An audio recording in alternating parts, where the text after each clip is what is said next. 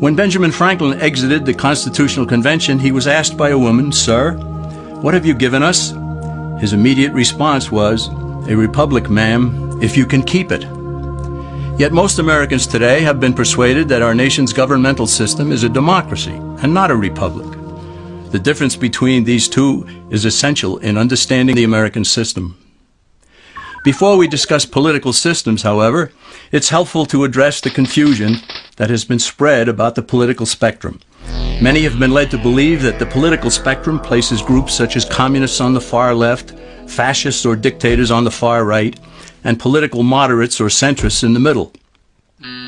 However, a more accurate political spectrum will show government having zero power on the far right to having 100% power on the far left. At the extreme right, there is no government. The extreme left features total government under such labels as communism, socialism, Nazism, fascism, princes, potentates, dictators, kings, any form of total government. Those who claim that Nazis and fascists are right-wing never define their terms. This amounts to spreading confusion. Toward the middle of the political spectrum can be found the type of government limited to its proper role of protecting the rights of the people. That's where the Constitution of the United States is. Those who advocate such a form of government are really constitutional moderates. So let's analyze the basic forms of government. They are monarchy or dictatorship ruled by one, oligarchy ruled by a few, democracy ruled by a majority, republic ruled by law, and anarchy, which is ruled by no one. In discussing these five, we'll see that they can be narrowed down to even fewer. Looking first at monarchy or dictatorship, this form of government doesn't really exist in the practical sense. It's always a group that puts one of its members up front. A king has his council of nobles or earls, and every dictator has his bureaucrats or commissars, the men behind the scenes. This isn't ruled by one, even though one person may be the visible leader. It's ruled by a group. So let's eliminate monarchy, dictatorship, because it never truly exists. Oligarchy, which is ruled by a group, is the most common form of government in all history. And it is the most common form of government today. Most of the nations of the world are ruled by a powerful few, and therefore oligarchy remains. At the other end, we find anarchy, which means without government. Some people have looked over history and found that many of its worst crimes were committed by governments, so they decided that having no government might be a good idea. But this is a mistake, because as the ancient Greeks stated, without law there can be no freedom. Our founding fathers agreed and held that some amount of government is a necessary force in any civilized, orderly society. In a state of anarchy, however, everyone has to guard life, liberty, and property, and the lives of family members. Everyone must be armed, and movement is severely restricted because one's property has to be protected at all times. Civilized people have always hired someone to do the guarding, a sheriff, a police force, or some branch of government. Once law enforcement was in place, the people were freer. They could leave their property, work in the fields, and so on. In short, the proper amount of government makes everyone freer. There are some who advocate anarchy, however, not because they want no government, but because they don't like what they have. They use anarchy as a tool for revolutionary change. The condition of anarchy is very much like a vacuum where something rushes in to fill it. These calculating anarchists work to break down the existing government with rioting, killing, looting, and terrorism. Tragically, the people living in such chaos often go to those best able to put an end to it and beg them to take over and restore order. And who is best able to put an end to the chaos? The very people who started it. The anarchists who created the problem then create a government run by them, an oligarchy, where they have total power. This is exactly what happened in Russia that led to Lenin taking total power, and in Germany where Hitler's brown shirts created the chaos that brought him to power. But anarchy isn't a stable form of government. It's a quick transition from something that exists to something desired by the power-hungry. It's a temporary condition, and because it isn't permanent, we eliminate it as well. The word democracy comes from two Greek words, demos, meaning people, and kratein, meaning to rule. Democracy, therefore, means the rule of the people, majority rule. This, of course, sounds good, but suppose the majority decides to take away one's home or business or children. Obviously, there has to be a limit.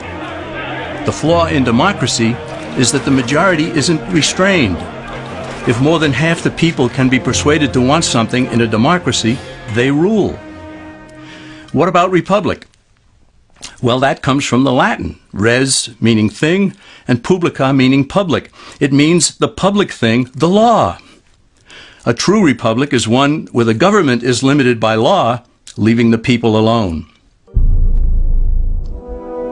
America's founders had a clean slate to write on. They could have set up an oligarchy. In fact, there were some who wanted George Washington to be their king. But the founding fathers knew history, and they chose to give us the rule of law in a republic, not the rule of a majority in a democracy. Why?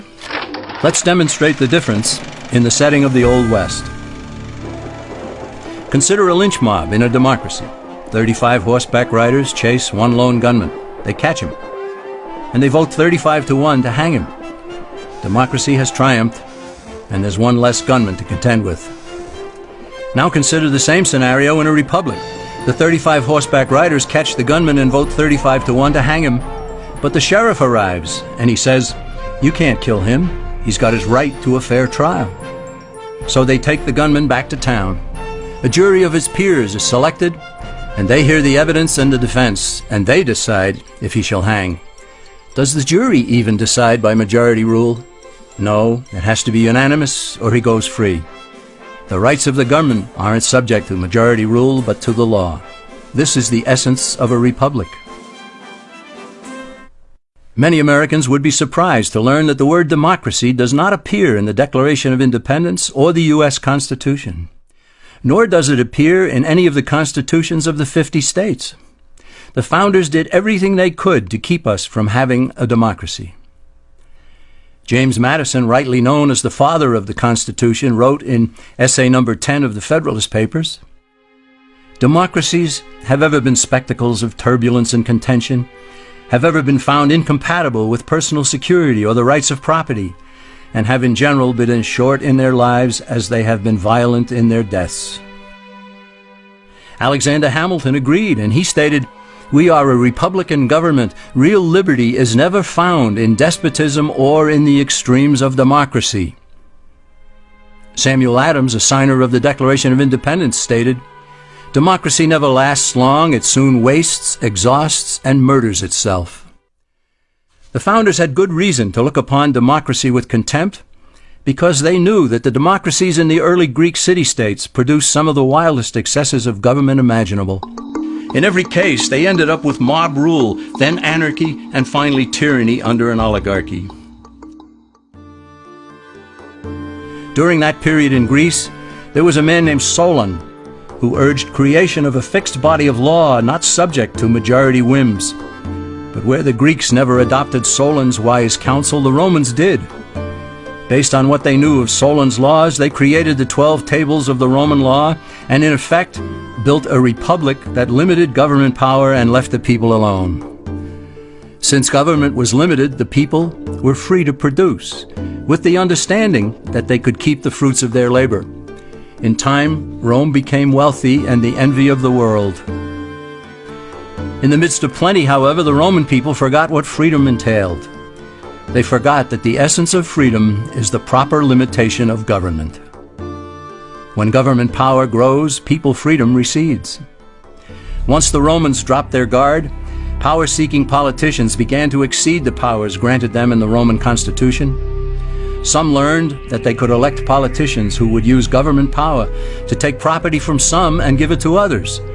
Agriculture subsidies were introduced, followed by housing and welfare programs. Inevitably, taxes rose and controls over the private sector were imposed. Soon, a number of Rome's producers could no longer make ends meet, and they went on the dole. Productivity declined, shortages developed, and mobs began roaming the streets, demanding bread and circuses from the government. Many were induced to trade freedom for security. Eventually, the whole system came crashing down. They went from a republic to a democracy, and ended up with an oligarchy under a progression of the Caesars.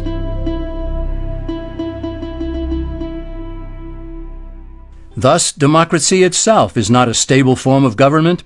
Instead, it is the gradual transition from limited government to the unlimited rule of an oligarchy. Knowing this, we as Americans are ultimately left with only two choices.